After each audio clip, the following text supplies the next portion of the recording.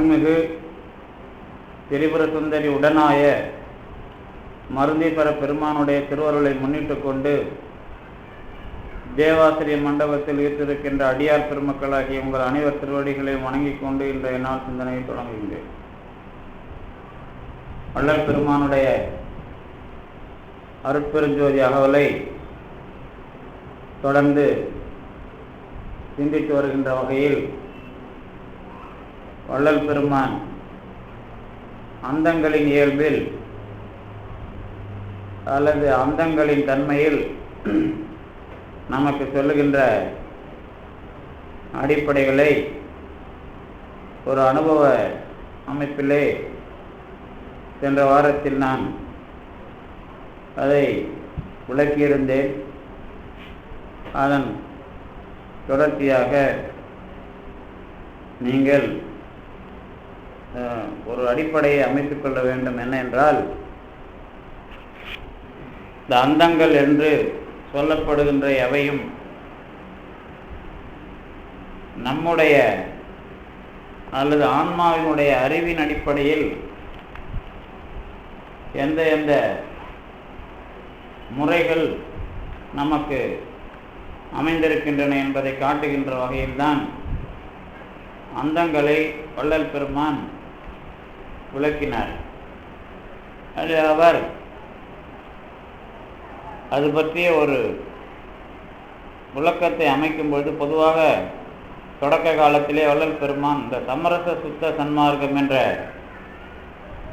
பெயரை, கொள்கை பெயரை அமைக்கிற அந்த காலத்தில் சமரச சுத்த சன்மார்க்கம் என்ற அந்த பெயருக்கு முன்பாக ஷடாந்த சமரச சுத்த சன்மார்க்கம் என்றே அந்த பெயரை அமைக்கிறார். அதிலே இந்த அந்தம் அல்லது ஷடாந்தம், 6 அந்தம் என்பதாக சொல்லப்படுகின்ற அவற்றையெல்லாம் முயற்சி அடிப்படையில் நீங்கள் பார்த்து, ஆனால் அது எந்த அடிப்படையை உண்மையாக கொண்டது என்பதை விளக்குகின்ற வகையில்தான் ஒரு ஒரு ஒரு விரிவான விளக்கத்தை அமைக்கிறார் உரைநடையில். அதை பற்றி அதனுடைய ஒரு பத்தியை மட்டும் நான் இங்கே உங்களுக்காக படிக்கலாம் என்று இருக்கிறேன். அதாவது, கடவுள் தன்மையை பெறுகிற மார்க்கம் அல்லது அந்தம் அல்லது முடிவு அல்லது வழி, எல்லை, அதற்கு முன்னதாக கடவுள் தன்மையை தெரிந்து கொள்ளுகிற வகையில்தான் அதை அந்த பத்தியை அமைக்கிறார். இயற்கையில் தானே விளங்குகின்றவராய் உள்ளவர் என்றும், இயற்கையில் தானே உள்ளவராய் விளங்குகிறவர் என்றும், இரண்டுபடாத பூரண இன்பமானவர் என்றும், எல்லா அண்டங்களையும் எல்லா உலகங்களையும் எல்லா பதங்களையும் எல்லா சக்திகளையும் எல்லா தத்தர்களையும் எல்லா கலைகளையும் எல்லா பொருள்களையும் எல்லா தத்துவங்களையும் எல்லா தத்துவிகளையும் எல்லா உயிர்களையும் எல்லா செயல்களையும் எல்லா இச்சைகளையும் எல்லா ஞானங்களையும் எல்லா பயன்களையும் எல்லா அனுபவங்களையும் மற்ற எல்லாவற்றையும் தமது திருவருள் சக்தியால் தோற்றுவித்தல், வாழ்வித்தல், குற்றம் நீக்குவித்தல், பக்குவம் வருவித்தல், விளக்கம் செய்வித்தல் என்னும் 5 தொழில்கள் முதலிய பெருங்கருணை தொழில்களை ஏற்றுவிக்கின்றவர் என்றும், எல்லாம் ஆனவர் என்றும் ஒன்றும் அல்லாதவர் என்றும் சர்வ காருண்யர் என்றும் சர்வ வல்லபர் என்றும் எல்லாம் உடையராய் தமக்கு ஒருவாற்றானும் ஒப்பு உயர்வு இல்லாத தனிப்பெரும் தலைமை அருட்பெருஞ்சோதி என்றும் சத்திய அறிவால் அறியப்படுகின்ற உண்மை கடவுள் ஒருவரே. அகம் புறம் முதலிய எவ்விடத்தும் நீக்கமின்றி நிறைந்த சுத்த மெய்யறிவு என்னும் பூரண பொது வெளியில் அறிவார் அறியும் வண்ணங்கள் எல்லாமாகி விளங்குகின்றார். இதுதான் கடவுளை பற்றி அவர் தருகின்ற ஒரு விளக்க பகுதி. இதை ஏன் படித்தேன் என்றால், இந்த ஒருவராக இருக்கிற கடவுள், அந்த கடவுளை அறிவார் அறியும் வண்ணங்கள் எல்லாமாக விளங்குகிறார் அப்படின்னு சொன்னதுனால, இந்த 6 அந்தங்களில் தான் இந்த அறிவார் போகிற முறையை தொகுத்து காட்டுகிறார்கள். அதுதான் உங்களுக்கு அந்த விஷயமாக சொல்லப்பட்டது. இப்போ நீங்கள் உலகத்தில் இருக்கிற எல்லா மார்க்கங்களும் எல்லா நெறிகளும் மார்க்கம், நெறி ரெண்டும் ஒன்று தான். இவைகள் எல்லாம் இந்த இயற்கை உண்மை கடவுளை அடையுமா என்று கேட்டால் அது ஒரு எல்லைப்பட்டு விடும். இதுதான் அதுக்குள்ளே இருக்கிற உண்மை. இந்த எல்லைப்பட்டு விடுங்கிறது தான் அந்தம். இதுக்குள்ளே நீங்கள் எந்த மார்க்கம் அல்லது தத்துவம் இதெல்லாம் பேர் சொல்லி சொன்னாலும் சொல்லலைனாலும் ஒன்றும் பிரச்சனை இல்லை. உலகத்தில் இருக்கிற எல்லாம் உங்கள் ஞாபகத்துக்கு வரலாம். கடவுள் ஒருவரே அப்படிங்கிற ஒரு எண்ணம் கூட எப்படி வரணும் அப்படின்னா இதான் அடிப்படை. இப்போ நான் படித்து காட்டினதான் அடிப்படை. என்ன கடவுள் ஒருவரேன்னா இயற்கையில் தானே விளங்குகின்றவர், இயற்கையில் தானே விளங்குகிறவராய் உள்ளவர், இயற்கையில் தானே உள்ளவராய் விளங்குகிறவர் அப்படின்னு ஒரு வார்த்தையை ஒரு நுட்பமாக கொடுக்குறார். அதுக்கு ஒரு உதாரணம் எப்படி சொல்லுவாங்க அப்படின்னா, சூரியனால் எல்லாம் தெரிகின்றன, சூரியன் இருப்பதும் தெரிகிறது. சூரியனால் எல்லாம் தெரிகின்றன, சூரியன் இருப்பதும் தெரிகின்றது. அதான் விளங்குகிறவராய் உள்ளவர், உள்ளவராய் விளங்குகிறவர், எல்லாவற்றிலேயும் தெரியக்கூடியவராக இருக்கிறவர். அதே சமயத்தில் அவர் இருக்கிறார் அப்படிங்கிறதும் இந்த ரெண்டு தன்மையையும் முழுமையாக பெற்றது அப்படிங்கிறதும் தொடக்கத்தில் அவர். இப்போ இருக்கிற எல்லா தன்மைகளும் அவரே இல்லை, எல்லாவற்றிலும் அவர் இருக்கிறார் அல்லது அது இருக்கிறது அப்படிங்கிறது தான் அதுக்கான விளக்கம். இது எளிமையாக நான் வேறு வேறு சந்தர்ப்பங்களில் இதை பற்றி நான் சொல்லியிருப்பேன். எளிமையாக என்ன என்றால், கடவுள் ஒருவரே என்பதனால் எல்லா தத்துவங்களும் உண்மையாகிவிடாது. அவர் சொன்ன கடவுளும் நான் சொல்கிற கடவுளும் எல்லாம் கடவுள் ஒருவரே இந்த அரசியல் பேசுகிறாங்கல்ல, அந்த மாதிரி இல்லை. அது சொல்கிறது அவரும் கடவுள் தான், சிவபெருமானும் கடவுள் தான், அவரும் கடவுள் தான், இவரும் கடவுள் தான் அப்படின்னு பேர் வைக்கிறோம்ல. அப்போ எல்லாம் கடவுள் தானா? எல்லாம் கடவுள் தான். ஆனால் கடவுள் ஒருவரேங்கிற மாதிரி அது அமையுமா? இதுதான் நேராக சிந்திக்கிற விஷயம். இது நீங்கள் கேட்குறதுக்கு எளிமையாக கேட்டிருப்பீங்க இது வரைக்கும். ஆனால் நான் சொல்கிற முறையோடு நினச்சி கேட்டிங்கன்னா அது கொஞ்சம் நமக்கு கொஞ்சம் ஒரு மாதிரி கசக்கும். என்ன அப்படின்னா, இப்போ நீங்கள் பார்க்கலாம், ஒரு அனுபவம் வந்து அந்த எல்லைக்கு வந்த பிறகு எல்லாவற்றையும் பார்க்குற முறையும், அனுபவம் வர்றதுக்கு முன்னாடியே எல்லாவற்றையும் பார்க்குற முறையும். இப்போ ஒரு ஆள் இருக்கிறாருன்னு வச்சுங்களேன், நான் இதைத்தான் செய்வேன் அப்படின்னு ஒருத்தர் முடிவு பண்ணியிருப்பார். இந்த தான் செய்வேன்னு சொல்கிறவருக்கு ஒரு செயல்பாட்டில் ஒரு முட்டுக்கட்டை வரும். அந்த முட்டுக்கட்டை அவருக்கு புரியாது. ஆனால் இதைத்தான் நான் செய்வேன்னு எல்லாத்தையும் செஞ்ச பிறகு செய்கிறாங்க பாருங்க, அவங்களுக்கு முட்டுக்கட்டை வராது. அதாவது நான் இப்படி தாங்க இருப்பேன் வழிபாட்டில் அல்லது ஞான மார்க்கத்தில் இப்படி தான் இருப்பேன்னு சில பேர் முடிவெடுத்துக்கிறாங்கல்ல, அது ஒன்றும் தப்பு இல்லை. ஆனால் அதோட குறை என்ன? எதுவும் தப்பு இல்லை நம்மளை பொறுத்தவரைக்கும். ஆனால் அதில் ஒரு குறைபாடு வரும். என்ன அப்படின்னா, இன்னொரு விஷயத்தை நான் ஏற்றுக்க மாட்டேன். அதில் உதாரணத்துக்கு இப்படி வச்சுங்களேன், இப்போ நான் இன்னாருக்கு தான் போடுவேன், இன்னாருக்கு போட மாட்டேன் அப்படின்னு ஒரு கான்செப்ட் வைக்கிறேன்னு வச்சுங்களேன். அப்போ தான் நம்ம என்ன சொல்லுவோம், நீ அவங்களையா நினைக்கிற, கடவுளை நினச்சிக்கின்னு தானம் பண்ணிடு அப்படிம்பாங்க. இப்போ ஐயோ பாவம் இவனுக்கு போடலான்னு போடுறாங்கல்ல, அதில் ரெண்டு பிரச்சனை வரும். ஒன்று, பாவப்பட்டவங்களுக்கு போட்டால் பாவம் வந்துடுமா அப்படின்னு சில பேர் கொஞ்சம் வித்தியாசமாக சிந்திப்பான். சில பேர் இவங்களோ பாவியாக இருக்கிறானே இவனுக்கு போடலாமா அப்படின்னு இவன் வாங்கிட்டு குடிப்பான், இவனுக்கு போடலாமா வேணாமா அப்படின்னு ஒரு சிக்கல் வரும். இப்போ புண்ணியம் பண்ணுறதுலே ஒரு சில பேர் கோயிலுக்கு பணம் கொடுப்பாங்க, ஆனால் அடுத்தவனுக்கு ஒரு பைசா கொடுக்க மாட்டாங்க. இப்போ இவனுக்கு இந்த புண்ணியம் எப்படி சேர்றது? அதில் இருக்கிறவனுக்கு இதுவும் சேர்ந்து வந்தாதான் அவனுக்கு பலன் தெளிவாக அமையும். இதை எப்படி புரிஞ்சுக்குவீங்க? நான் சொல்கிற உதாரணம் சில பேர் இடிக்க போகுதுங்கிறதுக்கு தான் நான் கொஞ்சம் கொஞ்சமாக இப்படி சொல்கிறேன். நான் இல்லாட்டா தெளிவாக சொல்லலாம். என்ன அப்படின்னா, ஒரு சிலர் இப்போ நீங்கள் தான தர்மம் பண்ணுறதில்ல, நான் இதுதாங்க பண்ணுவேன், இதெல்லாம் பண்ண மாட்டேன் அப்படிம்பாங்க. இதுதான் பண்ணுவேன் அப்படின்னு சொல்கிறதுல உங்களுக்கு பர்ஃபெக்ஷன் அல்லது முழுமைத்தன்மை கிடைச்சிருமா அப்படின்னு கேட்டீங்கன்னா எந்த சிறப்பு மார்க்கத்திலையும் யாரும் முழுமைத்தன்மை அடைய முடியாது. அதுதான் போன வாரம் கூட வேற மாதிரி சொன்னேன். இந்த சிறப்பு மார்க்கம்னு சொன்னேன்ல, அதாவது கைரேகையில் பார்க்கறது, முடியல பார்க்கறது, இந்த மாதிரி சொன்னேன்ல. சிறப்பு மார்க்கம் எதனால் வரும்னு கேட்டிங்கன்னா, ரொம்ப விரும்பியிருப்பான் போன பிறப்பில், அந்த ஒன்றுத்துக்கு அவனுக்கு சிறப்பாக கொடுத்துட்ட பிறகு அவன் என்ன பண்ணுவான்னா அதில் கொடி கட்டி பறப்பான். இந்த கொடி கட்டி பறக்கிற அவனுக்கு அந்த சிறப்பு மார்க்கத்தில் கடவுள் கொடுத்த அந்த அனுபவம் இருக்குல்ல, அது மற்ற எல்லாத்தையும் தடை பண்ணிடும். அந்த சிறப்பு மார்க்கம் போதுண்டா அப்பான்னு அவன் நினைக்கிற வரைக்கும் அதை கொடுத்துருவான். அதில் அவ்வளோ விஷயத்தையும் அவர் என்ன பண்ணணும், சந்திச்சு ஆகணும். அப்போ இந்த சந்திக்கிறதுக்கு இவனுக்கு அதை கற்றுக் கொடுக்கறதுக்கு தான் அந்த பிறப்பில் அவ்வளோ விஷயத்தை கொடுத்தான் அவனுக்கு.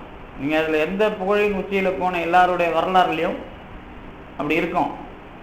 அதுக்குள்ளே அவங்களுடைய அந்த எல்லாத்தையும் விசாரித்து பார்த்தீங்கன்னா எல்லாமே அதாவது பக்க விளைவு நிறைய இருக்கும். அதில் பக்க விளைவுனா அவன் அதுக்குள்ளே தேறி வர்றதில் எந்த மாதிரி ஒழுங்கு வந்ததுன்னு பார்த்தீங்கன்னா அது கச்சாமச்சான் இருக்கும்.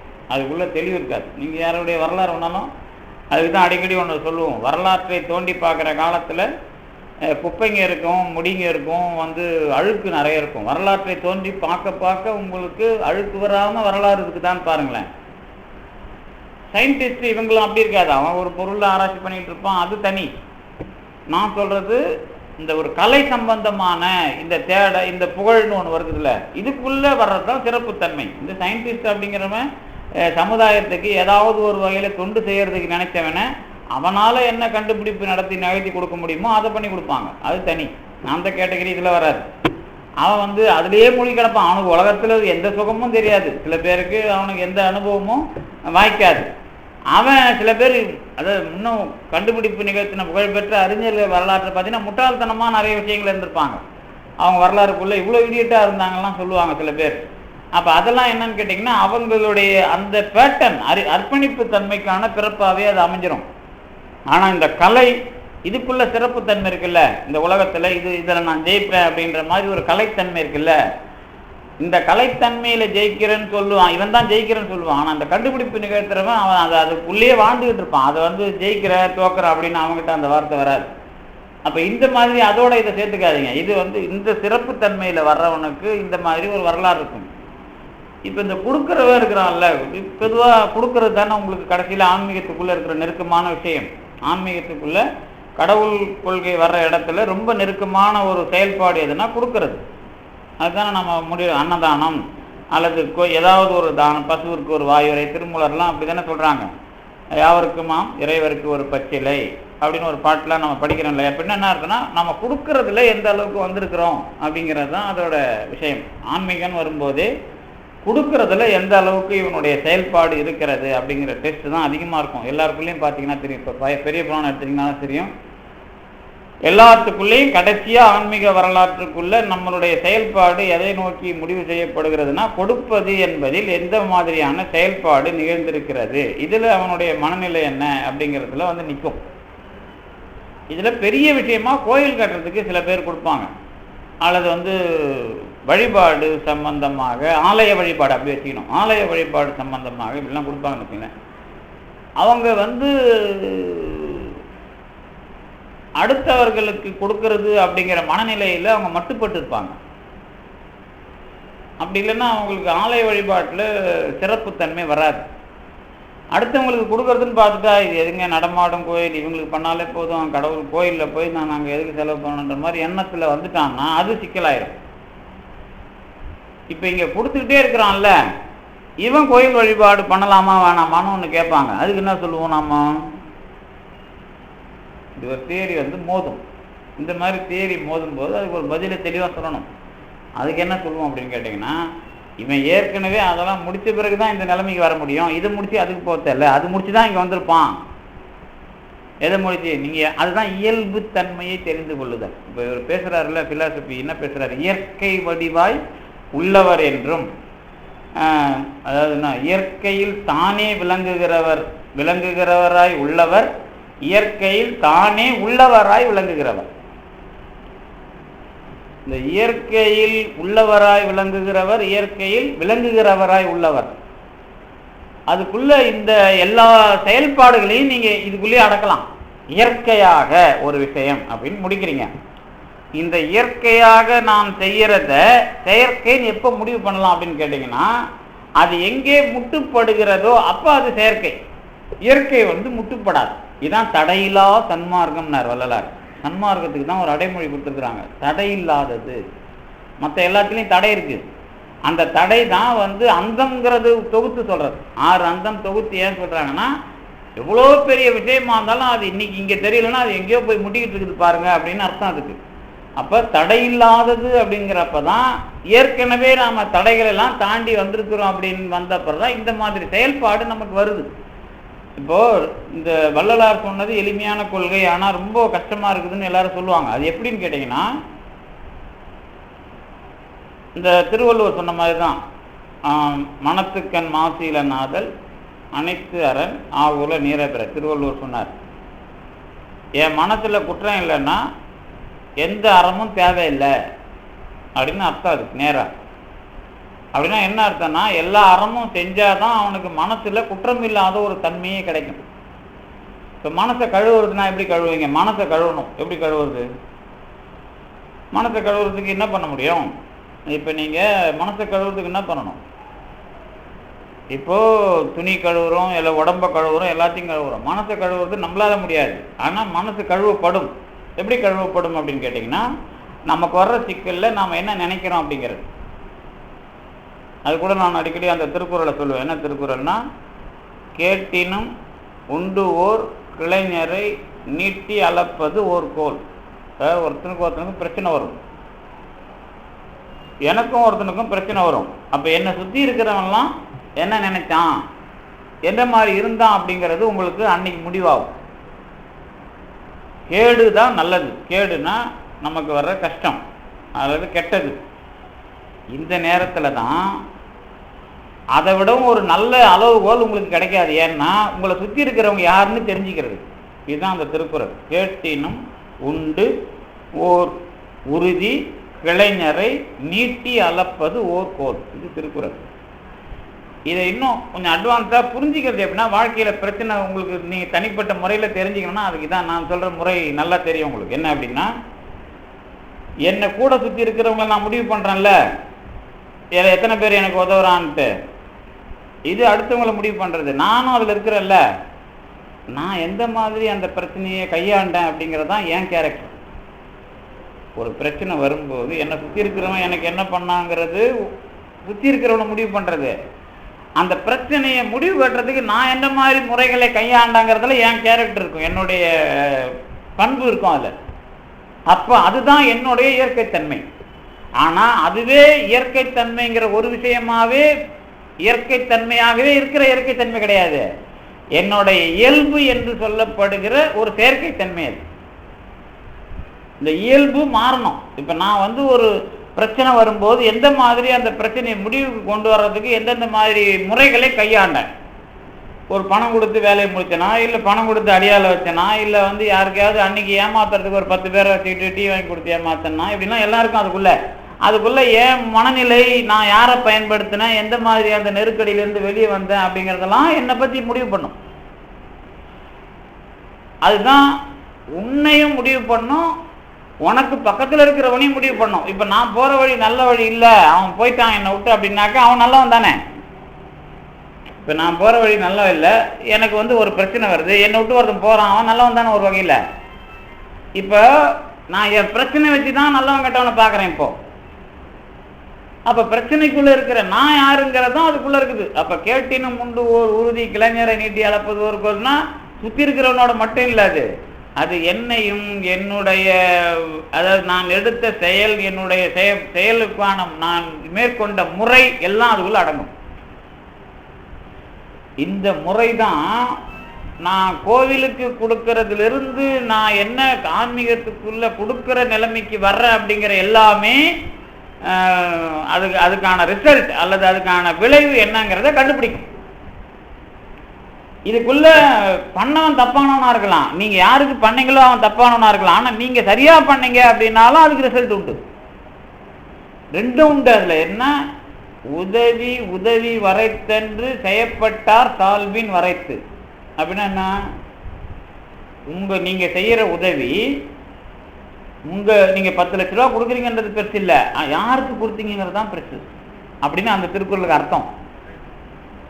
ஒருவேளை நீங்க மெய்ப்பொருள் நாயனார் வரலாறு தெரியும்னா அவர் அயோக்கியனுக்கு தானே கொடுக்குறாரு. அப்ப அந்த வரலாறு எப்படி வரும்னா நீங்க எப்படி நின்னீங்க அப்படிங்கிறதுல வரும். நான் யாருக்கு செய்யங்கிறதுலயும் இருக்குது, நான் எப்படி செஞ்சேன் எந்த மாதிரி இருந்தேங்கிறதுலயும் இருக்குது. இந்த ரெண்டுத்துலயுமே முடிவு இருக்கு. ஆனா ரெண்டையுமே நீங்க என்ன பண்ண முடியாது, இதுதான் ஒண்ணுதான் சரின்னு சொல்ல முடியாது. இதுதான் மனசை கழுவுற வேலை. இந்த மனசை கழுவுற வேலைன்னா ரெண்டுத்துலயும் உண்மை இருக்கும். போன தடவை கூட நான் சொன்னேன்ல, அம்மா பேச்சை நம்புங்கிறதுலயும் உண்மை இருக்கும், அம்மா பேச்சை நம்பி நான் கெட்டங்கிறதுலயும் உண்மை இருக்கும். இதுதான் உண்மைன்னு நான் சொல்ல முடியாது. பெரிய உண்மையை நான் சொல்லலாம். எப்படி சொல்லலாம் அப்படின்னு கேட்டீங்கன்னா, அதாவது இந்த இடத்தெல்லாம் டீல் பண்றதே உங்களுக்கு குழப்பமா இருக்கக்கூடாது. எப்படின்னா, நீங்க அம்மா பேச்சை கேட்கிற ஆளா இருந்தாதான் அம்மா பேச்சை கேட்டு எனக்கு பிரச்சனை வருது அப்படிங்கிற வரலாறுக்குள்ள போக முடியும். எப்படி நான் வரலாறு இன்னொரு பிரச்சனைக்கு நான் எப்படி போறது? எனக்குள்ள ஏதாவது இருந்தா தானே நான் அந்த பிரச்சனையில மாட்ட முடியும். அப்பதான் அதை அறமாக்குவோம். இது தாய் சொல்லை தட்டாதேங்கிறத அறமாக்கும். ஏன்னா இந்த அறத்துக்குள்ள நீ இருக்கும்போதுதான் உனக்கான சிக்கலை நாங்க இணைக்க முடியும். இதுதான் கடவுள் சொல்றது. கடவுள் வேலை செய்யறது எப்படி? மனசை கழுவுறதுக்கு தானே இந்த வேலை பார்க்கிறாரு. இதுதான் வினையை வெளியே வர்றது. வினையிலிருந்து வெளியே வர்றதுன்னா என்னன்னா, நம்முடைய மனத்தை கழுவுவது. இப்படிதான் வச்சுக்கணும். இதுதான் வேற. வினையிலிருந்து வெளியே வர்றதுன்னா வேற எதுவுமே கிடையாது. நீங்க தெளிவா எழுதிக்கலாம். நீங்க ஒன்னும் எத்தனை பேர்கிட்ட வேணாலும் போய் கேளுங்க, வினையிலிருந்து வெளியே வர்றதுன்னா என்னன்னு கேட்டு பாருங்க. தத்துவ பாடலாம் எடுக்கிறாங்கல்ல, வினையிலிருந்து வெளியே எழுதுவாங்க. நல்வினைம்பாங்க, தீவினைம்பாங்க, இருவினை ஒப்புங்காங்க, சொப்பும்பாங்க, அது செப்பும்பாங்க, அதெல்லாம் என்னமோ சொல்லுவாங்க. எப்படியா வெளியே வர்றதுன்னு கேட்டு பாருங்க. தானம் பண்ணுவாங்க. தானம் பண்ணாதே இருக்கிற நாங்களாம் தானம் தான் பண்றோம், ஆனால் ரொம்ப கஷ்டப்படுறோன்னு நீங்களே சொல்லுவீங்க. அப்புறம் நிச்சயம் நான் மனம் அது செம்மையானால் அதுக்கு தானே பாட்டு எழுதினாங்க. மந்திரம் தேவையில்லை அப்படின்னு ஏன் அதை சொன்னாங்க? அது மந்திரம் தேவையில்லைங்கிறதுக்கு இல்லை, மந்திரம் நீ செப்பினாலும் மனம் செம்மையாகலைன்னா அது பயன் இல்லைன்னு அர்த்தம். அப்ப மனம் அப்படிங்கிறதுக்குள்ள கழுவுற வேலையை இந்த 2 பாட்டுக்குள்ளதான் கடவுள் எடுக்கிறார். எந்த பாட்டு? நான் ஒரு அறத்துல நிக்கணும், இந்த அறத்துல தான் எனக்கு பிரச்சனையை கடவுள் இழுத்து இணைப்பார். நீங்க இப்ப இங்க உட்கார்ந்துருக்கிற ஆளுங்க எல்லாருக்குமே ஒரு நடுத்தரமான ஆளுங்க தான். யாரும் பெரிய பணக்காரராகவோ, பெரும்பாலும் பணக்காரராக இருக்கிறவங்க ஆன்மீகத்துக்குள்ள உங்களை மாதிரி உட்கார்றது கஷ்டம். வெளிப்படையா சொல்லலாம். அதுல ஒன்றும் தப்புலாம் ஒன்றும் கிடையாது. ஏன்னா அவங்க ஏதாவது ஒரு இதை கொடுத்தேன் அப்படிங்கிறதுனா இதுக்கான என்னது, இது நடக்கிறதுக்கு நான் காசு கொடுத்தேங்கிற மாதிரி உட்காரலாம். இல்லை நான் பெரிய ஆளுன்னு காட்டுறதுக்காக நாம கூப்பிட்டு தலைவர்னு உட்கார வச்சு வரலாம். மற்றபடி அனுபவிக்கிறதுன்னு உட்கார்றதுக்கு பணம் உங்களை விடாது. வேலைக்குதுன்னு சொல்லிட்டு ஏதாவது இன்னும் அறிவாளியும் அப்படிதான் பண்ணுவாங்க. பெரிய புகழ்பெற்ற அறிவாளிகள் எனக்கு வேலைக்குதுன்னு மீட்டிங்லேயே பாதியில் போவாங்க. இவங்க 2 பேருக்கும் அது இடம் தராது. ஆனா இப்ப நமக்கெல்லாம் ஏதாவது ஒரு வாழ்வியல் சிக்கல் இருக்கிறதுனால உங்களுக்கு கண்டிப்பா நான் சொல்ற உண்மை புரியும். என்ன உண்மை அப்படின்னு கேட்டீங்கன்னா, நான் எந்த தப்பும் பண்ணல, நான் என்னுடைய குணம் இந்த மாதிரி ஒரு நல்ல குணம், இதுல தாங்க எனக்கு பிரச்சனையே வந்தது அப்படின்ற மாதிரி சொல்ற மாதிரி இருக்கும். நம்மோட நல்ல குணத்துலதான் நமக்கு பிரச்சனையே நிற்கும். இதை நான் வேற மாதிரி சொல்லுவேன். நம்மோட வீக்னஸ்ன்னு சொல்லுவேன். வீக்னஸ்னா கெட்ட குணம் கிடையாது, ஐயோ பாவம் நினைச்சு பண்றோம்ல, இதுதான் நம்மளுடைய வீக்னஸ். அதுக்கு உங்களுக்கு ஒரு குணம் ஒத்துழைக்குது, உங்களுடைய இரக்கம் தானே அதுக்கு ஒத்துழைக்குது. உங்க இரக்க குணத்துல தான் கடவுள் தேவையில்லாம கொடுக்க வச்சு மாட்ட விட்டுருப்பான், அல்லது தேவையில்லாம ஏதாவது பண்ண வச்சு உங்களை மாட்ட விட்டுருப்பான். அப்ப உங்களுக்கு எது இயல்பான ஒரு குணமாக இருக்கிறதோ அந்த குணத்தின் மூலமாக உங்க செயலில் ஒரு சிக்கலை ஏற்படுத்தி அதிலே உங்களுக்கு ஒரு பாடத்தை கற்றுக் கொடுப்பதை தான் மனத்தை செம்மைப்படுத்துது. இதுதான் வினையிலிருந்து வெளியே வர்றது முறை தான் கடவுள் வச்சிருக்கிற டெக்னாலஜி. வினையிலிருந்து வெளியே வர்றதுக்கு கடவுள் வச்சிருக்கிற ஒரே டெக்னாலஜி தான் இவன். அதனாலதான் எனக்கு என் என்று இட்டு இரும் அப்படின்றாங்க ஔவையார். அதை விட இன்னொன்னு சொல்றாங்க, வினையை பத்தி நீ நீல நினைஞ்சுக்கிட்டு உட்காந்துரு, நீ நீல நினைச்சு வேலை பார். நீங்கள நினைச்சு அடுத்தவனுக்கு சாப்பாடோ அல்லது ஏதாவது ஒன்று கொடுத்துட்டு நினைச்சுப்பார் உன்னால முடிஞ்ச வரைக்கும். அதே மாதிரி அதை வந்து திருப்பி திருப்பி ரீகால் பண்ணிப்பாரு, உனக்கு உண்மை தெரியும் அப்படிங்கிற மாதிரி ஔவையார் தான் நல்வழியில இதை பேசுறாங்க. இந்த 2-3 இடத்துல தான் இதை பேசுறாங்க. அவங்க பேசுறது தான் நமக்கு அப்படியே வந்து பொருத்தமா வரும். மற்றதெல்லாம் வந்து இதுக்கு அதெல்லாம் கொண்டு வந்து விடும். எது திருஞான சம்பந்தர் திருமுறையா இருந்தாலும் கூட அது வந்து ஔவையார் இடத்துக்கு தான் உங்களை கொண்டாந்து விடும். அப்படி ஔவையார் இடத்துக்கு வராம நாம வினையிலிருந்து வெளிப்பட முடியாது. பேசலாம், என்ன பேசலாம்? இப்ப வச்சிருக்குங்க, இப்ப திருவாசகம் புஸ்தகம் இருக்குது, அது ரொம்ப உயிருக்கு உயிராக படிக்கிறோம், நிறைய பேர் அதை முற்றுவதல் பண்றோம். இப்போ வரும்போது ஒருத்தர் வழியில கண்ணை முடிக்கிட்டு அதை வச்சுட்டு இருந்தாரு. இப்போ வந்து இதெல்லாம் பார்க்குறோம். இப்போ இது அப்படியே விடுதலை கொடுக்குதா? வினையிலிருந்து எப்படி விடுதலை கொடுத்துருமா அப்படின்னா அவங்க செயல்முறை அதுதான், அவங்களால அதான் முடியும். ஆனா அதுவே என்ன பண்ணாது, நீங்க அது என்ன பண்றீங்க, எதுக்காக பண்றீங்க, என்ன மனநிலையில் பண்றீங்க, அது எதை வச்சு வரும், இது எல்லாம் அதுக்குள்ள ஆராய்ச்சியா வந்துடும். வரும்போது தான் உங்களுக்கு வந்து அது வினையாகவும் மாறும், வினையிலிருந்து வெளியே வர்றதுக்கான மனநிலையாகவும் மாறும். வினையிலிருந்து வெளியே வர்றதுக்கான மனநிலையா மாறுறதுங்கிறது தான் அந்த இயற்கையாக, அதாவது எனக்குள் இயல்பாக, இயற்கையாகன்னு சொல்றது என்ன ஆச்சுன்னா உங்களுக்கு அது பொருள் புரியாது. இயல்பாக நான் கடவுளிடம் நெருங்குகிறேன்னு அர்த்தம். இயல்பா நெருங்காது. இப்போ நாம வந்து உலகத்துல இப்போ என்ன கூட நேற்று கேட்டாங்க ஒருத்தவங்க, அந்த மாதிரி வந்து வள்ளலார் ஜோதி அவர் இருக்கிறாரான்னு தெரியாது, நான் வரன்னு தான் சொல்லியிருக்கிறேன். வள்ளலார் ஒருத்தர் வந்து வள்ளலார் பெற்ற உபதேசத்தை அவரும் பெற்றிருக்கிறாரு. நந்தியாசிரமவாடியில் வள்ளலாருக்கு வந்து ஜோதியை காமிச்ச முறையே ஒருத்தருக்கு தெரியும், திருவற்றி இருக்காரு, அவர் காஞ்சிபுரத்தில் கொடுக்குறாரு, முக்கியமானவங்க தான் கொடுப்பாரு, நீங்கள் பார்க்கலாம் வாங்கன்னு கூப்பிட்டாங்க. இதெல்லாம் சொல்கிறது தப்பு தான், இருந்தாலும் வேறு வழி இல்லை. வந்து சரிங்க நான் வரேன்னு தான் சொன்னேன். என்ன சொல்கிறேன்னு கேட்டிங்கன்னா, இந்த மாதிரி இந்த சின்ன சின்னதாக மார்க்கம் மாதிரி சொல்லி அதை டைவர்ட் பண்ணிட்டீங்கன்னா வள்ளலார்னு ஒரு பெரிய கொள்கை சொன்னதெல்லாம் வீணாக போயிடுது. இல்லை இந்த மாதிரி சின்ன சின்னதாக ஒரு ரகசியம் மாதிரி ஒன்று வச்சுக்கிட்டு இது தாங்க அப்படின்னு ஒரு ரகசியமாக தனியாக ஒரு வேலை பார்த்தா அவர் சொன்ன பெரிய விஷயங்கள் எல்லாமே அவங்க அதுதான் பொழுது, இதெல்லாம் சும்மா சொன்னார் பொழுதுன்னு ஆகிடாதா? அதாவது இவ்வளவு பெரிய செயல்பாடு இருக்குது. என்ன ஒன்றும் இல்லை, எளிமையாக அடுத்தவனுக்கு கொடுக்கறதுல நாம் வரணும். எளிமையாக கொடுப்போம், ஆனால் எளிமையாக நம்ம வந்தோங்கிறது ரொம்ப நாள் ஆகும். கொடுக்கறதுங்கிறது எல்லாரும் பண்றது தான், ஆனால் இயல்பாக கொடுக்கறான்னு வர்றதுக்கு நாள் ஆகும். இயல்பாக கொடுக்கிற மனநிலை வரும்போது நீ மரணமில்லா பெருவாழ்வுக்குள்ள வந்துடுற, அப்போ உனக்கு எதுவும் தாக்காது அப்படின்னு அர்த்தம். இப்போ இந்த மாதிரி தனியாக 2 கண்ணுக்கு நடுவில் ஜோதி பார்க்கலாம், அதுதான் வள்ளலார் பார்த்தாருன்னு சொன்னா, அப்போ வள்ளலாருங்கிற ஒரு நீங்களும் பார்க்குறேன் நானும் பார்த்தேன்னு வேற சொல்கிறாங்க. அது எனக்கு தான் இன்னும் கொஞ்சம் நெருடலாக இருந்தது. என்ன அப்படின்னா, இதெல்லாம் பார்த்து நீங்கள் என்ன பண்ணுறீங்க அப்படின்னு அது நம்ம கேட்கறதுக்கு நேரம் ஆகாதுல்ல.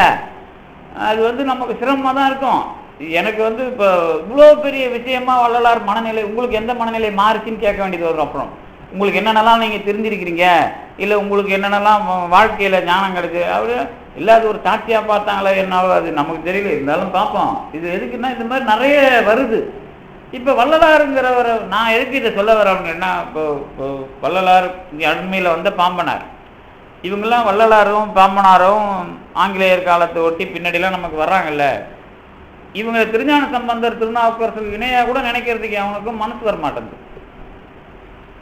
சில பேர் நாம குருநாதர்னு பேசுகிறோம், ஆனால் நினைக்கும் போது இப்போ திருஞான சம்பந்தருக்கு இணையா திருமூலருக்கு இணையா இவங்களை நினைக்க மனம் மறுக்குது. ஆனால் உண்மையில் என்னன்னு சொன்னீங்கன்னா, இவங்களை அவங்கள படிக்கிற முறையும் இவங்கள படிக்கிற முறையும் நமக்கு என்ன வர மாட்டேங்குது, ஒத்து வராத அளவு மனநிலையில் வெளியில் வேலை பார்க்குறாங்க. இப்போ இதில் பார்த்தீங்கன்னா இல்லைங்க, இவர் வந்து இப்போ இந்த நான் படித்தேன்ல, திருஞான சம்பந்தரும் கடவுளை பற்றி சொல்கிறார், தோளுடைய செவியன்னு சொல்கிறார். அவரே என்ன சொல்லுவார், உருவம் உயிருமாகி ஓதிய உலகுக்கெல்லாம் பெருவினை பிறப்பு வீடாய் நின்ற எம்பெருமான்னு திருநாவுக்கரசர் சொல்றது, அவரும் அண்ணாமலையை பற்றி பாடும்போது சொல்றது, இதெல்லாம் வரும். அப்போ அவரும் கடவுளை ஜோதி இதெல்லாம் கடந்தவன் தான் சொல்லுவார். ஆனால் உலகத்துக்கு அடுத்தவனுக்கு சொல்லும்போது தோடுடைய செவியன்னு சொல்றார். இப்போ திருஞான சம்பந்தர் இதெல்லாம் யார் யாருக்கு எப்படி எப்படிலாம் சொல்லணுமோ அதெல்லாம் சொல்லியிருக்கிறார். ஆனால் வள்ளலார்னு வரும்போது முடிவான விஷயத்தை மட்டும்தானே கட் அண்ட் ரைட்டாக பேச முடியும். இப்போ முடிவான விஷயத்தை கட் அண்ட் ரைட்டாக பேசுகிற ஒரு ஆள் இவர் வள்ளலார்னு வச்சுக்கிங்களா, இதுலேருந்து நீங்கள் கடந்து வர்றோம்ல, கடந்து வரும்போது இவருக்குள்ள இருக்கிற வாழ்க்கை முறைக்குள்ள கடவுள் உண்மை அனுபவமாகவே நகர்ந்திருக்குது அப்படிங்கிறத ஒரு வெற்று நம்பிக்கைத்தனமா இல்லாம அதுக்குள்ள இருக்கிற ஒரு என்னது அது அப்படியே அதை பிடிச்சிட்டு போற மாதிரியே வர்ற ஒரு நினைப்பா யாருக்கும் நினைக்க முடியல. அவரை படிச்சுட்டே போறது, அவரை பிடிச்சுக்கிட்டே போறது. நான் சொல்றது படிப்போ நம்பிக்கையோ இல்லை, அவன் உண்மையிலேயே இப்படிதான் இதுக்குள்ள கடவுள் அனுபவத்துக்குள்ள இருக்கிறாங்கிற மாதிரி பிடிக்கிற மாதிரி யாருக்கு வாய்ப்பு கிடைக்கும்? அப்ப இவங்க அருளாளர்ன்றத நம்புறது அப்பதானே வரும். இப்ப பாம்பனார் கூட இப்ப சமகாலத்துல நமக்கு முன்னாடி அவங்க ஆகா ஓகோன்னு பண்ணாங்களா இல்லையான்லாம் வரலாறு படிக்க தேவையில்ல. அவங்க இவ்வளோ பெரிய விஷயத்துக்குள்ள இவ்வளோ மெனக்கட்டு இவ்வளோ வேலை பார்த்துருக்காங்க. இதுக்குள்ள நமக்கு வந்து அந்த அதுக்குள்ள கொஞ்சம் கூட அந்த அவங்கள பிடிக்கிறது, அவங்க பாதையை பின்பற்றுறது அப்படின்னு வார்த்தை சொல்றேன்ல, அவங்கள பிடிக்கிறதுன்னா அதான். அந்த மாதிரி நினைச்சாதான் அது ஒரு உண்மையிலேயே அந்த அருள் உலகத்துக்குள்ள பெரிய விஷயம் இவர்களாலும் சொல்லப்பட்டிருக்கிறது, நமக்கு பக்கத்துலேயும் சொல்லப்பட்டிருக்கிறது. அப்போ நாமும் அதுக்குள்ள வந்து ஏதோ நம்ம வாழ்க்கைக்கான தேவைகளை கேட்கறதா இல்லாமல் அதுக்குள்ள கடவுள் அனுபவமாகவே பயணப்படுறதுக்குன்னு இவங்க பேசிக்கிறாங்களே. இதுக்கு முன்னாடி பேசுனதா அது அப்படி நம்ம வாழ்க்கைக்கு தேவையானது பெறுவது யாரு? திருஞான சம்பந்தர் காலத்தெல்லாம். திருஞான சம்பந்தர் காலத்தில் கடவுள் அடைங்கள்லாம் பேசல, நீங்கள் வேணுன்றதை கொடுப்பாரு, எப்போ ஏற்றலாம் சோறும் கூரையும் இடர்கிடலும்லாம் பேசுகிறாங்கல்ல. உங்களுக்கு சோறு கிடைக்கும், வீடு கிடைக்கும், துணி கிடைக்கும், உங்கள் துன்பம் போகும் தானே சொல்லி கூப்பிட்டாங்க எல்லாரையும். கிறிஸ்டியானிட்டி தொடக்க காலத்தில் கூப்பிட்ற மாதிரி தான் இவங்களும் கூப்பிட்டுக்கிறாங்க. இப்போ அவங்க கூப்பிட்ற மாதிரி தான் இவங்களும் கூப்பிட்டாங்க. ஏன்னா அன்னைக்கு இவனுக்கு எதுவும் வழி இல்லை, அதனால அதை கொடுக்குறது தான் கூப்பிடணும். ஆனால் கூப்பிட்ட பிறகு நான் சோறு துணின்னு கேட்டுட்டு தானே அப்புறம் அவனுக்கு உனக்கு என்னடா வித்தியாசம் கேட்டு தானே ஆகணும். அப்போ அதானே நிலவரம். அப்போ வள்ளலார் என்ன பண்ணுறாரு? உனக்கு சோறு கூரை துணியெல்லாம் நம்ம பேச வரல, நீ அடுத்தவங்கிட்ட எப்படி நடந்துக்கிறன்றதை பற்றி நான் பேசுகிறேங்கிறார். அப்போ கூப்பிட்டு உட்கார வச்சு இப்போ என்ன பிறகு தானே பேச முடியும். அவன் அங்கே இருக்கும்போதே நான் வந்து இதை பேசினா அவன் இப்போ அப்படி போக மாட்டான். அப்போ அவனை கூப்பிட்டு வந்து அவன் வரணும்னா நான் சோறு தரேன், வீடு தரேன், உனக்கு அப்புறம் தானே இவன் பிடுங்கிக்கிறான். இப்போ நாம் பிடுங்கிறது இல்லை, உங்களுக்கு சோறு தரேன், வீடு தரேன், வேலை தரேன் கூப்பிட்டு உட்கார வச்சு அப்புறம் இவன் சம்பளத்தை பிடிக்கிறாங்கல்ல கிறிஸ்டியானிட்டிலாம், நாம் பிடுங்கிறது இல்லை. அதனால் இவன் வந்து நம்மளை இது பண்ணிட்டு போயிடுவான். அப்போ என்ன விஷயம் அப்படின்னா, இங்கே கூப்பிட்டு வச்சு உட்கார வச்சு அடுத்த கட்டத்தை பற்றி நம்ம பேசுகிறோம். அடுத்த கட்டத்தை பற்றி பேசும்போது தான் நம்ம என்ன பண்ணுறோம், ஓஹோ இல்லை இல்லை அடுத்தவர்களுக்கு உதவி செய்யுது. அப்போ இங்கே என்ன வருது, எடுத்த உடனே இந்த சமூகம் அப்படிங்கிற விஷயத்தை இவனுக்கு கவனப்படுத்துகிறாங்க. இப்போ தத்துவ உலகத்துக்குள்ள சமூகத்தை கவனப்படுத்துறது எந்த தத்துவம் வருது சொல்லுங்க பார்ப்போம். இது சைவ சித்தாந்தத்தை தவிர சமூகத்தை கவனப்படுத்துற மாதிரி தத்துவமே வராது உலகத்தில். சமூகம் அப்படிங்கிறதுக்குள்ள வந்து இன்னும் சைவ சித்தாந்தத்தில் முடிவில் வந்து நீ சமுதாயத்துக்காக வேலை பார்க்கறது தான் உனக்கு முத்தின்னு யாரை எழுதியிருப்பாங்க. அதாவது கருணை வெள்ளத்து அலைவர் மிக, கடவுளோட கருணையை தெரிஞ்சுக்கிட்டு இந்த உலகத்துல அவங்க அலைஞ்சிட்டு கிடக்குறாங்கன்னு எழுதுறாரு. இது அணைந்தோர் தன்மைன்ற தலைப்புல திருவருட்பயன்ல வர்ற பாட்டு நான் சொன்னது. இப்போ அப்ப என்ன அர்த்தம், இந்த இயல்பாகங்கிறதுக்குள்ள இவ்வளோ வரலாறு இருக்குது. நான் வந்து என்ன கண்டுபிடிக்கிறது, அதுக்குள்ள நான் மனம் வினைக்கு இப்போ நான் சொன்னதுதான். நீங்க வந்து என்னதான் கோயில் கட்டுற ஆளா இருந்தாலும் கோவிலை விட இந்த ஏழை அல்லது கோவில் அதை கடவுள் சம்பந்தமாக வருத்தப்படுகிற இவனுக்கு வந்து நாம இவர்களை பார்க்கணுங்கிற எண்ணம் உண்டாகிறதுங்கிறதே பெரிய விஷயம். இந்த ரெண்டையும் செய்யற மாதிரி ஒரு ஆளுக்கு வாய்ப்பு வந்தாலே அதுக்கு ஒரு கொடுப்பினை வேணும், அல்லது அந்த மனநிலை அதுக்கு ஒத்துழைக்கணும். அதுக்கப்புறம் நான் அடுத்தவனுக்கு செய்யறவனா இறங்கணும். அப்ப நான் கோயில் கட்டுற அளவுக்கு வசதியாலாம் இருக்காது, அடுத்தவனுக்கு செய்யறதுல எனக்கு பிரச்சனை வந்துடும். இந்த அடுத்தவனுக்கு செய்யறதுல பிரச்சனை வந்த பிறகு நான் இயல்பாக அதுக்குள்ள நிக்கிறேன்னு வந்த பிறகுதான் இதுக்கு நடுவில் நடக்கிற பிரச்சனைகள் தான் நம்முடைய மனத்தை கழுவுகிற பிரச்சனைகள். அப்ப வினையிலிருந்து நான் வெளியே வரணும்னா இப்பதான் உங்களுக்கு தெரியும், நல்வினை தீவினைங்கிறது ஒரு தத்துவ அட்டவணையா தான் இருக்குமே தவிர இந்த நல்வினை தீவினைங்கிறது என்ன வராது, வாழ்க்கைக்குள்ள ரொம்ப பொருத்தமா வராது. நல்வினை தீவினை பேசுற விஷயத்த சமணம் பௌத்தத்துக்காக சைவ சித்தாந்தம் எடுக்குது. ஆனா வள்ளலார் வரும்போது அந்த நல்வினை தீவினை எல்லாம் எடுத்துடுறாரு. அதுக்கப்புறம் அந்த நல்வினை தீவினைன்னு பட்டியல் இதெல்லாம் கிடையாது. ஏன்னா திருஞான சம்பந்தரே அதுக்கு வழி கொடுத்துருக்காரு. என்னது அது என்ன சொல்றாரு அவரு, தீமை இல்லாதானை, நன்று உடையானை, தீயது இலானை. இதுதான் திருஞான சம்பந்தர் திருச்சிராப்பள்ளியில பேசுறார். ஏன் பேசுறாருன்னா, வினை கொள்கையை கொடுத்த இடம் சமணர்கள் அதிகமா இருந்த இடத்துல திருச்சி ஒண்ணும். மதுரை திருச்சியில அந்த திருச்சிராப்பள்ளிக்கே பேர் ஏன் வந்ததுன்னா, சிரான்னு ஒரு சமணர் இருந்தார், அவரால் தான் திருச்சிக்கு சிராப்பள்ளின்னு பேர். சிரா என்கிற சமணர் இருந்த இடம் சிராப்பள்ளி. அதனால தான் அந்த இடத்துல தான் பேசுகிறார், நன்று உடையானை தீயது இலானை. அப்போ என்ன அர்த்தம்? நல்வினை தீவினை இல்லை, நம்மளை பக்குவப்படுத்துறது தான் அது. இப்போ நான் கஷ்டப்படுறேன்னா தீவினை கிடையாது, இதுக்குள்ளே நான் என்ன ஸ்டாண்டில் இருக்கிறேன்னு பார்க்குறது. துன்பம் வரும்போது அதுதான் அழகாக சொன்னார். இது அவங்களே சொல்லியிருக்கிறாங்க, நாம் வினை கொள்கையை நல்வினை தீவினை பார்வையிலேயே பார்க்கறதுனால சைவ சித்தாந்தம் தான் எழுதிட்டு இருப்போம். ஆனால் அவர் அழகாக எழுதுறார், உயர் உருவார் அல்லர் தொண்டு செய்வாரே திருஞான சம்பந்தர். இந்த அடியார்கள் கஷ்டப்படுறாங்கன்னு நீங்கள் எழுதுறீங்கல்ல, அவங்க துன்பப்படலை, அவங்க தொண்டு செய்கிறதுனுடைய நிலைப்பாடு அது. துன்பப்படுறதும் ஒரே நிகழ்ச்சி தான், துன்பப்படுறதுன்னா ஒரே நிகழ்ச்சி தான். ஆனால் 2 பேருக்கும் நடக்கும், வினையில் இருக்கிறவனுக்கும் நடக்கும், நல்லவனுக்கும் நடக்கும் அப்படின்னு நான் பொதுவாக சொல்லுவேன். ஆனால் துன்பம் என்பது நீ நல்லவனா என்பதை காட்டுவதற்குத்தான் அது. அதுதான் அவர் சொல்றார், தொண்டு செய்வார் அவர் துன்புறுவார். யார் அவர்? தொண்டு செய்கிறவர்கள். அப்படிதானே புரிஞ்சு, அதை நீங்க அப்படி பார்த்தாதான் இந்த வினை அப்படிங்கிறதுல பிரச்சனை அல்லது துன்பத்தில் இருக்கிறவனுக்கு தீவினை அப்படின்னு நீங்க சொல்ல மாட்டீங்க. பிரச்சனை இருக்கிறவங்கலாம் பார்த்துட்டு அவன் தீவினை பண்ணவன் நீங்க முடிவெடுத்துட முடியுமா? அதுதானே திருவள்ளுவரே அதை நீங்க அப்படி பண்ணக்கூடாது, உங்களுக்கு அது பத்தாதுன்னு சொல்றாரு. நன்று, அதாவது என்னது, அவ்விய நெஞ்சத்தான் ஆக்கமும் செவ்வியான் கேடும் நினைக்கப்படும். திருவள்ளுவர் ஏன் சொன்னார்னா, கஷ்டப்படுறவன்லாம் தீவினை செஞ்சவன் நீ சொல்லாத, கஷ்டப்படுறவன்லாம் தீவினை செஞ்சவன் நீ சொல்ல முடிவெடுக்கிறதுக்கு உன்னால முடியாதுன்னு அவர் அழகா சொல்லிடுறார். இப்ப இதுல நீங்க ஒரு விஷயம் நல்லா ஞாபகம் வச்சுக்கணும். இந்த கஷ்டப்படுற எல்லாருக்கும் இந்த மார்க்சியன் சொல்ற மாதிரி ஆன்மா புனிதமானது, நீங்க சொர்க்கத்துக்கு போவீங்க ஏமாத்துறதுக்கு சொன்ன வார்த்தை இல்லை இந்த இடம். அதுக்கு தான் நான் இப்படிலாம் பட்டியல் போடுவேன். எப்படி பட்டியல் போடுவேன்னா, வாழ்க்கையில நான் எல்லாத்தையும் கடவுள் பார்த்துப்பாருன்னு விட்டுட்டு போனா நான் அயோக்கியம். முதல் கட்டத்துல இது அறம், இது தப்புன்னு நான் சண்டை போடுறேன்னா இருக்கணும். இந்த சண்டை போடுற எனக்கு தான் எதை பார்த்தும் சண்டை போடாத மனநிலை வரணும். எப்போ வரும்? பக்குவமான பிறகு வந்தாதான் நீங்க நல்லவன். முதல்லயே சண்டை, இது நமக்கு ஏம்பான்னு ஒதுங்கி போனீங்கன்னா நீங்க அயோக்கியம். இந்த இடைவெளி புரியுதா? அறத்தை முதல்ல கையில் எடுக்கணும். நான் அறத்தை முதல்ல கையில் எடுக்கிறேன்னு வச்சுக்கலாம். அறம்னா இது இந்த மாதிரி பண்றது தப்புங்க அப்படின்னு முதல் கட்டத்துல சொல்லணும்.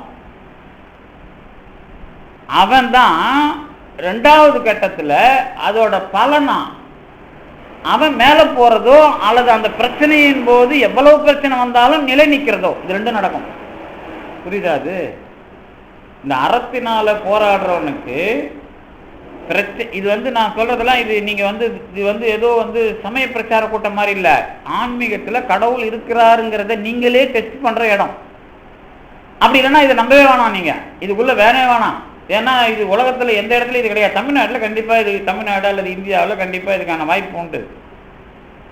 அறத்துல போராடுற ஒருத்தன், அறத்தை நிலைநாட்டுகிற ஒருத்தன், இவன் தான் தொடக்கத்துல அப்படிதான் இவனை நாட்டுவார்.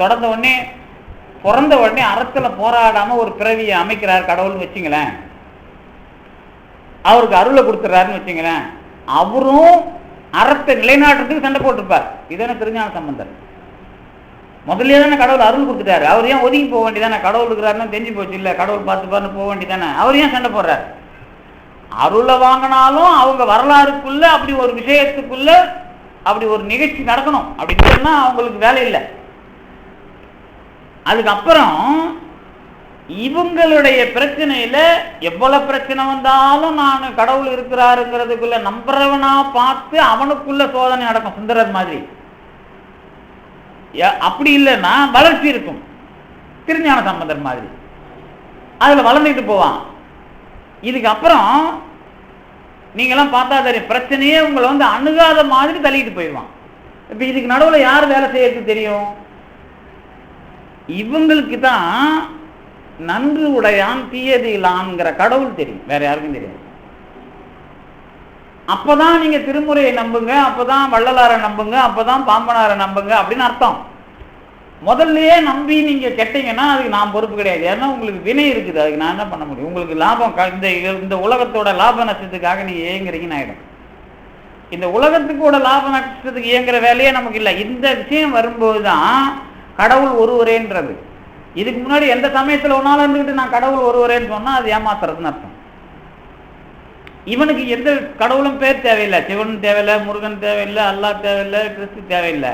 ஆனால் இவனுக்கு ஒருவருங்கிற இவனுக்குள்ளதான் அது தெளிவா பயணப்படுத.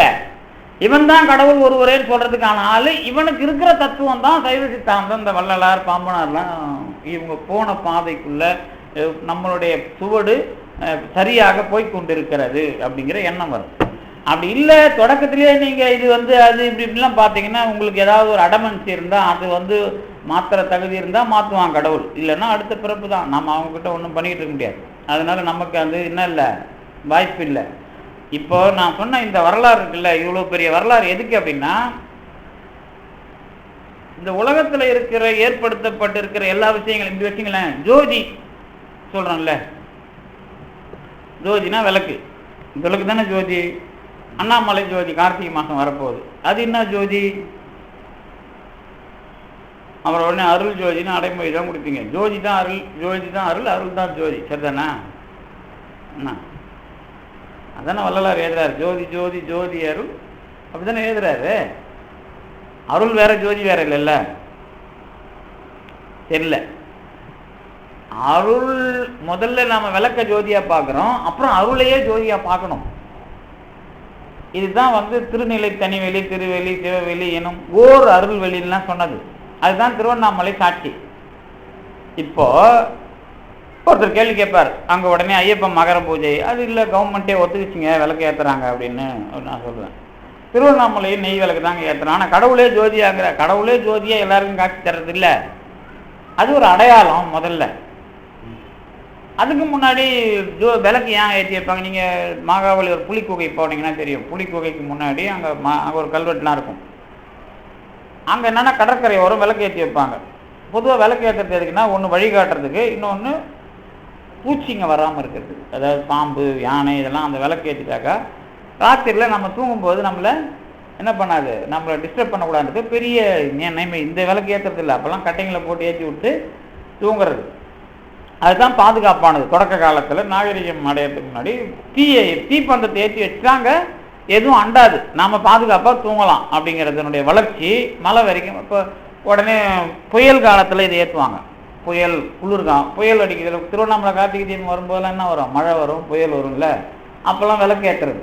அப்போ விளக்கு ஏற்றுறதுக்கும் புயலை நிறுத்துறதுக்கும் ஒரு கான்செப்ட் இருக்குதுலாம் கொஞ்சம் நம்ம ஆன்மீக அறிவுஜீவிகள்லாம் சொல்லியிருக்கிறாங்க. அதுக்குள்ளெல்லாம் உண்மை இருக்குதா பொய் இருக்குதான்லாம் என்ன கேட்கக்கூடாது. ஆனால் இதுக்குள்ளே ஒரு சின்ன சின்ன விஷயம் தொடர்ந்து வருது இல்லை. இப்போ இந்த மாதிரி இப்போ சாதாரணமாக வீட்டில் விளக்கு ஏற்றுறது அப்படின்னு ஒன்று உண்டு, விளக்கு ஏற்றுற வழிபாடுன்னு ஒன்று உண்டு. இப்போ இதில் எதை தான் உண்மைன்னு சொல்கிறது? சிலதை மறுக்கலாமா, சிலதை ஏற்றுக்கலாமா? இப்போ இந்த மாதிரி ஒரு குழப்பம் வருதா இல்லையா? எல்லாருக்கும் வரும். இப்போ இது எல்லாராலையும் டீல் பண்ண முடியாது. ஏற்றுங்கன்ட்டு போவாங்க, இல்லை ஏற்றுறது தப்புன்னு சொல்லுவாங்க. இப்போ வள்ளலார் படி ஏற்றாதீங்கன்னு ஒருத்தர் சொல்லுவார், என்னங்க இவனுங்க கோயிலை சுற்றி விளக்கேற்றின்னு வராங்க அப்படின்னு ஒருத்தர் சொல்லுவார். உடனே இன்னொரு சொல்லுவார், அங்கே இடத்துல சூடாயிடுச்சுல, கொஞ்சம் ஓரமாக ஏற்றக்கூடாதா? இவன் என்ன பண்ணுவான், சரி பக்கத்தில் தானே ஏற்ற சொல்கிறாங்க, கடவுளுக்கு தெரியுமோ தெரியாதுன்னு அங்கே கிட்ட எடுத்தும்போது எப்படியாவது ஏற்றின்னு வரோன்னு இவன் சண்டை போட்டுன்னு உட்காந்துருப்பான். அப்போ என்ன தான் பண்ணுறது? இப்போ கடவுள் பார்க்குறாரா இல்லையா, நான் எங்கே ஏற்றுறது, இப்படி ஏகப்பட்ட எரிச்சல் வரும். ஏற்றலாமா ஏற்றக்கூடாதா அப்படின்னு முடிவுக்கு எப்படி வர்றது? கடவுள் பார்க்குறாரா இல்லையா, இதில் எப்படி நம்ம சமாதானம் அடையிறது? எப்படி நம்ம கேட்டது கிடைக்கும்? என்ன பண்ணுவீங்க நீங்கள்? பாவம் இதுதான். ஆனால் அதுக்குள்ளே எளிமையாக எப்படி நான் ஒழுங்குபடுத்துவேன்னு கேட்டிங்கன்னா, அது இயலாதவனுக்கு இது ஒரு தேவையான விஷயம். ஆனால் இதிலேயே பெரிய விஷயம் வருது. இப்போ நான் எனக்குள்ள எல்லா சடங்குகளையும் நான் மறுக்க மாட்டேன். ஆனால் சடங்குகள் ஏதாவது ஒரு உண்மையை அடிப்படையாக கொண்டவை தான், அதில் ஒன்றும் சந்தேகமே இல்லை. ஆனால் நீங்க வளர்ந்தீங்களா இல்லையான்னு உங்களை டெஸ்ட் பண்ணிக்கினீங்கன்னா தான் எந்த சடங்குல எப்படி நிற்கிறது. எந்த சடங்கு எடுத்துட்டாலும் விளக்கு ஏற்றதுன்னு வந்துட்டு அதில் ஒரு ஒழுங்குமுறை இருக்குது. நம்ம அடுத்தவங்களை இது பண்ணக்கூடாது, கடவுள் பார்த்துக்கிறாரு, எங்கேயாவது நம்ம அதுக்குள்ளே பண்ணாக்கா அதுக்குள்ளே கடவுள் என்ன பண்ண போகிறாரு, ஆஹா நீ விளக்கு ஏற்றுறது போதும்பா, இனிமேல் உனக்கு நான் வேறு மாதிரி முறை தரேன்னு உங்களுக்கு வழி பண்ண போகிறாரு. அவ்வளோதான் விஷயம்.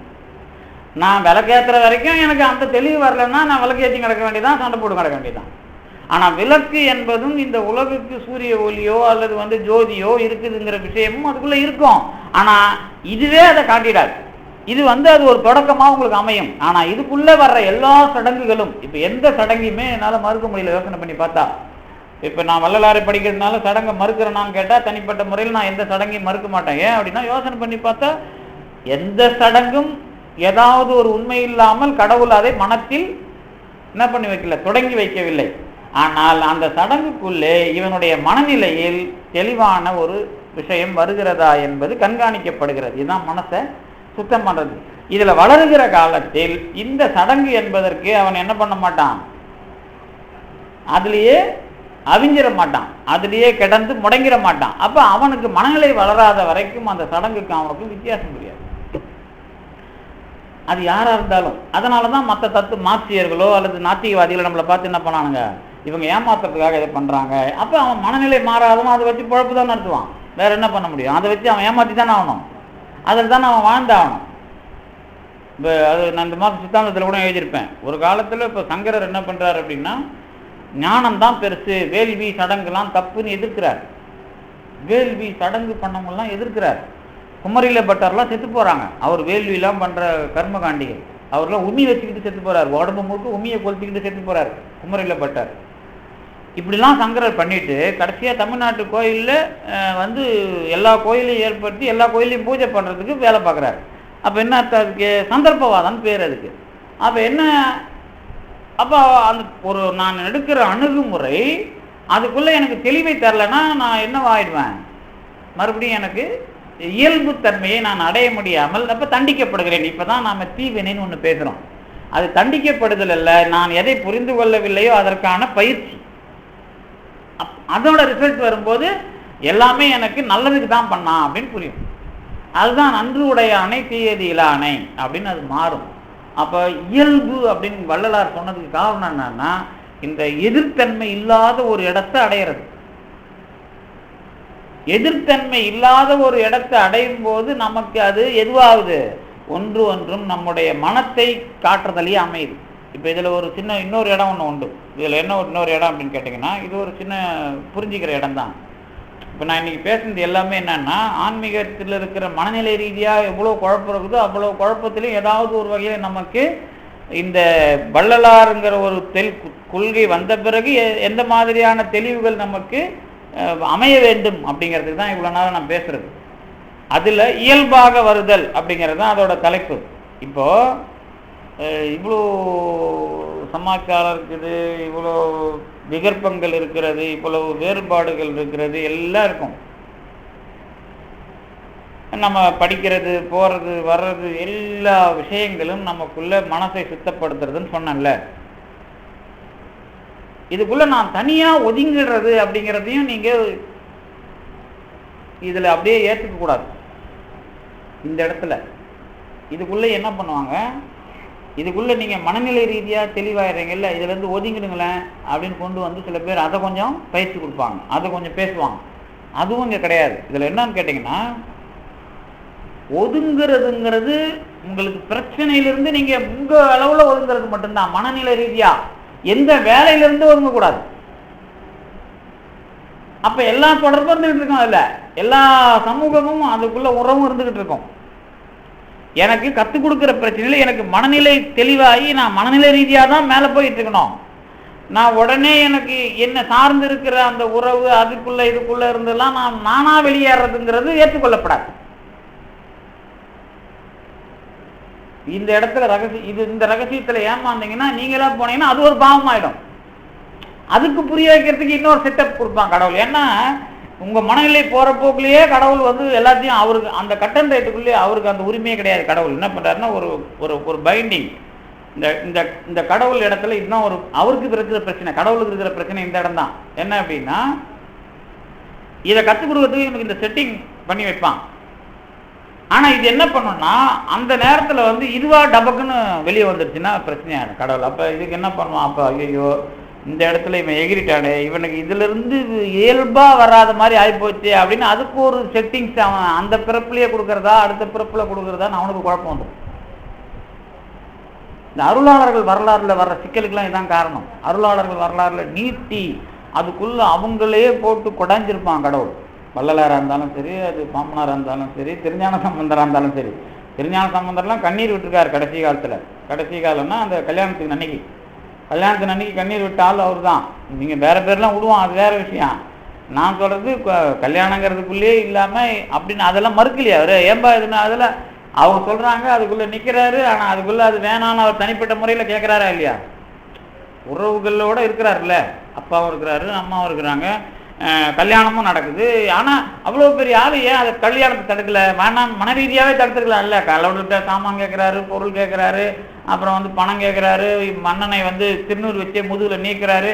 ஏன் ஒரு திருநூறு புஷ்ஷுன்னு ஊதி அவங்க அப்பா மனசை மாற்றக்கூடாதா? இங்கே வாப்பான்னு சொல்லிட்டு ஃபூன்னு ஊதி அவங்க அப்பா மனசை மாற்றிக்கலாம்ல, ஊதிக்கலாம்ல, ஏன் பண்ணக்கூடாது?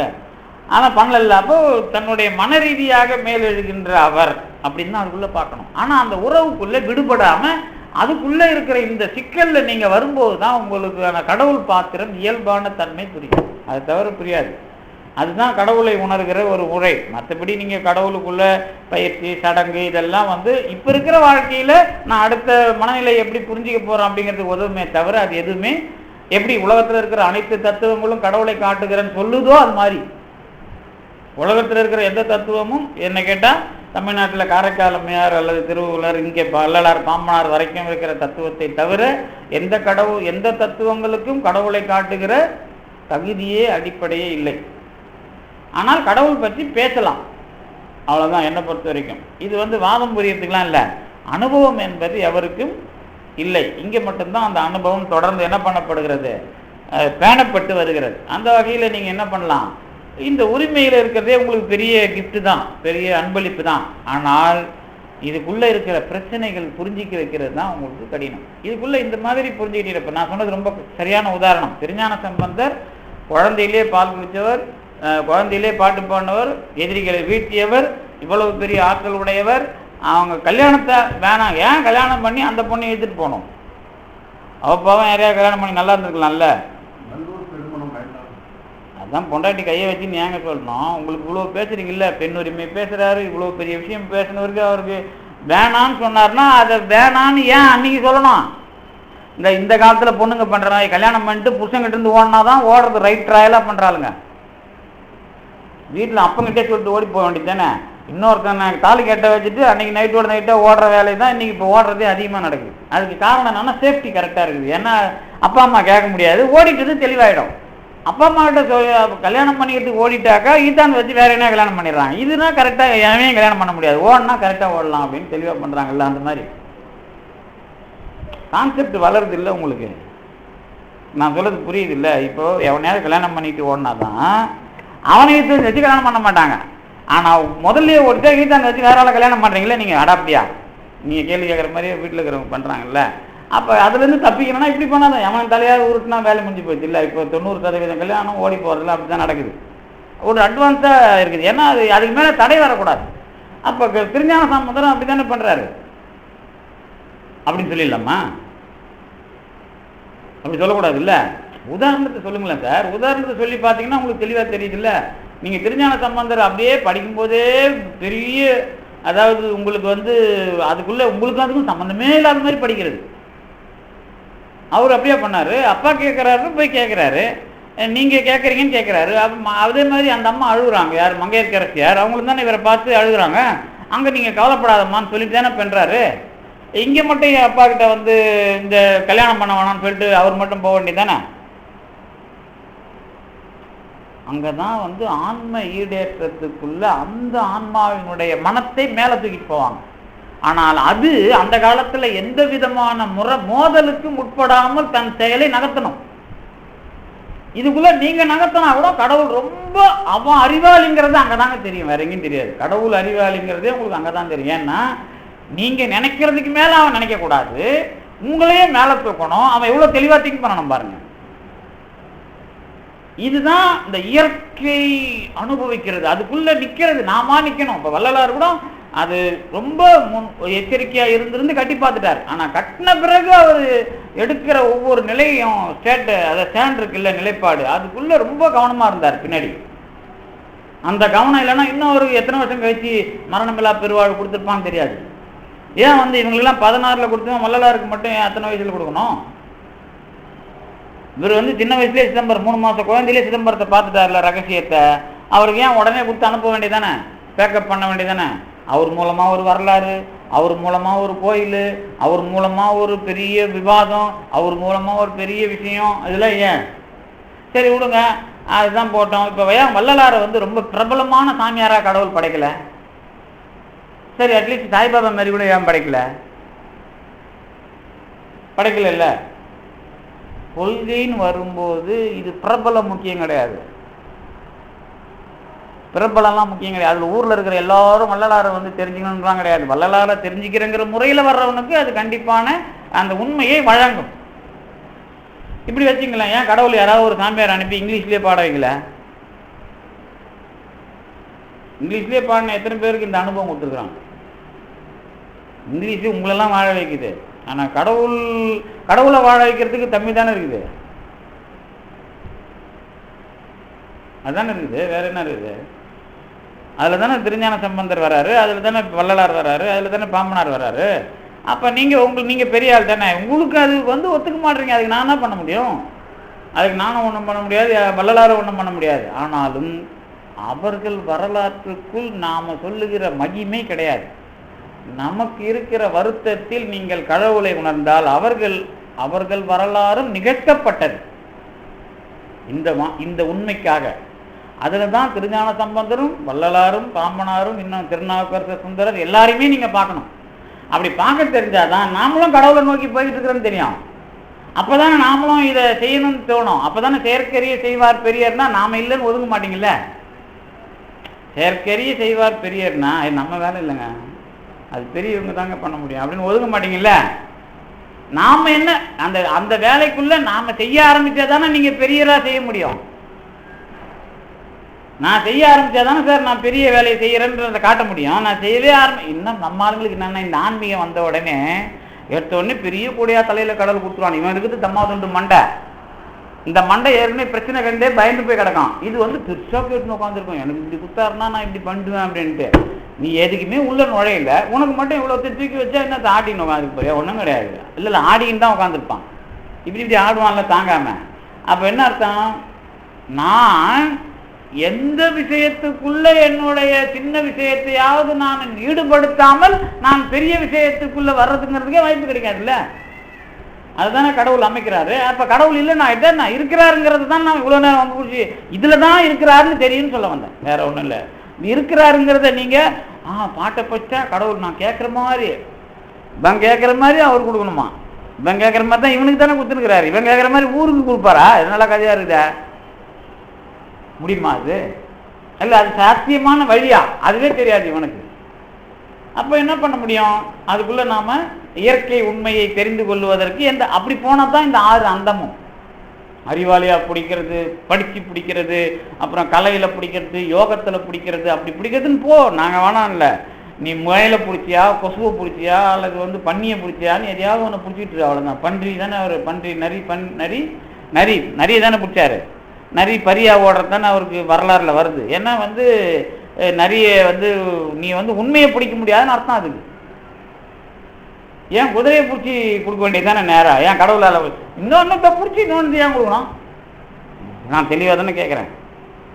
வெறும் குதிரை வாங்க காணும், 4 குதிரை ஓட்டியாந்து கொடுத்துட்டு போக வேண்டியது தானே. ஏன் கடவுள் நிறைய பிடிச்சி குதிரையாக கொடுக்கணும்? என்ன வேடிக்கையா இல்லது? அவரால் தான் முடியுது இல்ல. நிறைய குதிரையாக்க முடிஞ்சோம், குதிரையை கொடுத்துட்டு போறது ரொம்ப எளிமையானது இல்லையா? அது ஏன் 2 வேலை பண்ணணும்? அதுதான் நீங்க கேட்டா உங்களுக்குள்ள இந்த விளையாட்டு நடக்கும்.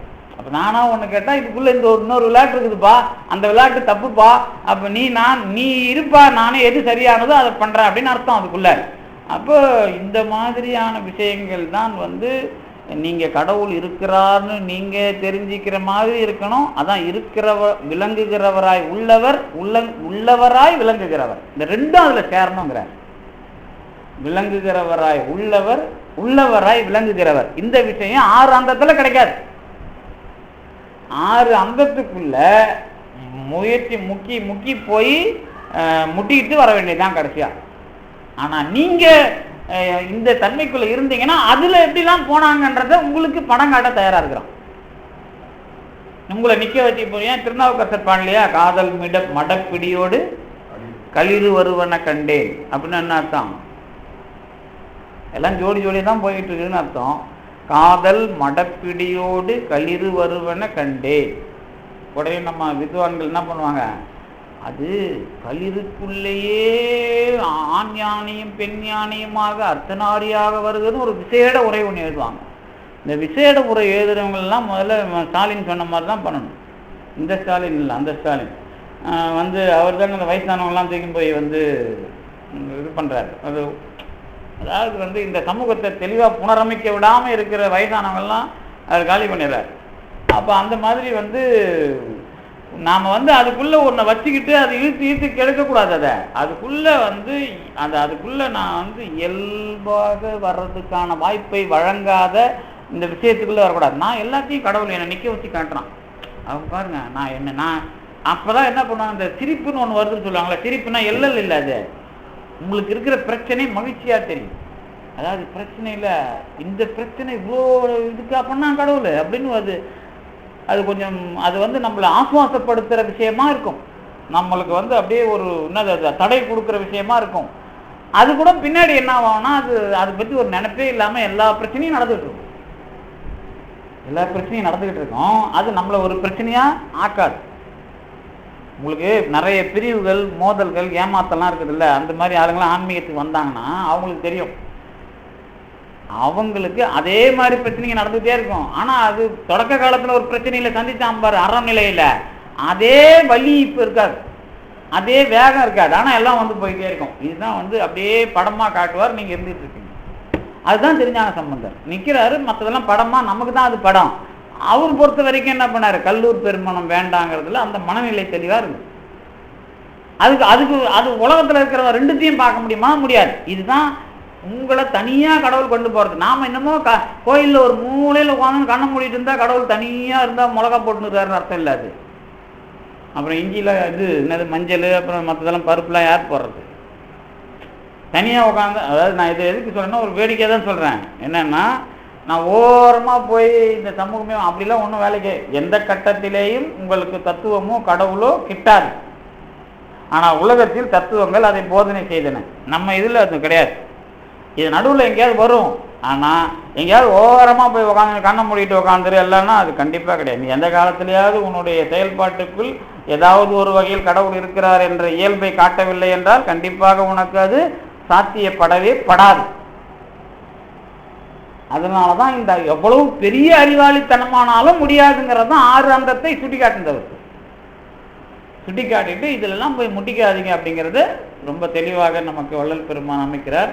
அது ஒரு இயல்பான ஒரு என்னது சிக்கல்களை நாம் இயல்பாக தெரிந்து கொள்ளுகிற வகையில் தான் இன்றைய சொற்பொழிவை அமைத்து கொண்டோம் என்று சொல்லி இந்த அளவுக்கு தந்து நிறுத்திய திருவர்களுக்கும் குருவர்களுக்கும் நன்றி.